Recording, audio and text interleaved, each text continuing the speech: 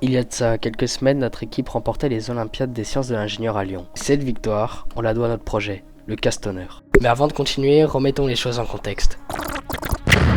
Tout a commencé avec la présentation du thème des Olympiades de SI 2026, l'ingénierie au service de l'art.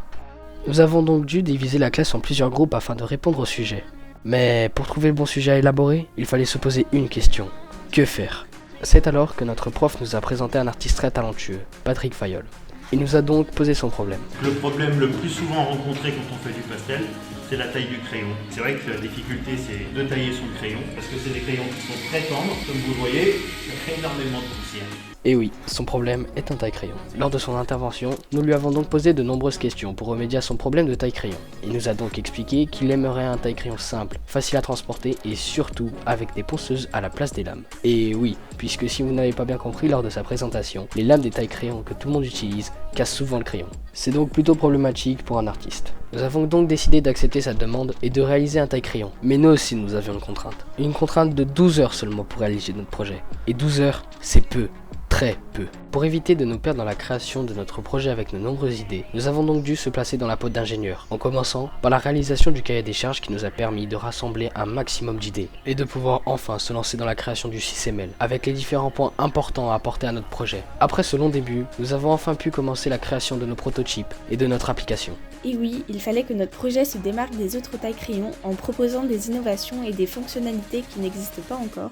Tara a donc réalisé une application capable de se connecter en Bluetooth au taille-crayon, permettant aux utilisateurs de choisir leur propre angle de coupe ainsi que la durée du taillage, tout en enregistrant leurs réglages favoris afin d'offrir une liberté totale à l'artiste.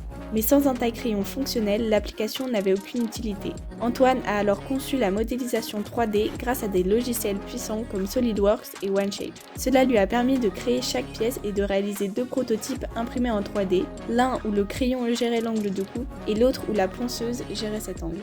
Après plusieurs essais, nous avons choisi de conserver le deuxième prototype avec la ponceuse. Suite à cela, j'ai enfin pu m'atteler à l'élaboration du programme, grâce auquel nous allons contrôler tous nos systèmes. Le programme est effectué sur des cartes Arduino Uno, codées en C++, dans lesquelles nous allons pouvoir régler, grâce à deux programmes différents, l'angle grâce à deux potentiomètres, ou directement grâce à une connexion Bluetooth. Et enfin, Alexandre, quant à lui, a notamment aidé Tara lors de la conception et de la réflexion. Il a pu réaliser de nombreux prototypes et aussi, il a réalisé l'étude de la batterie pour notre Castonner. Il a dû s'approprier le logiciel MATLAB, alors totalement inconnu pour lui, et ensuite, il a réalisé l'étude de la consommation des batteries lors de notre utilisation. Enfin bref, c'est ainsi qu'est né notre projet du Castonner. Mais le plus dur reste encore à faire, remporter les nationales à Paris.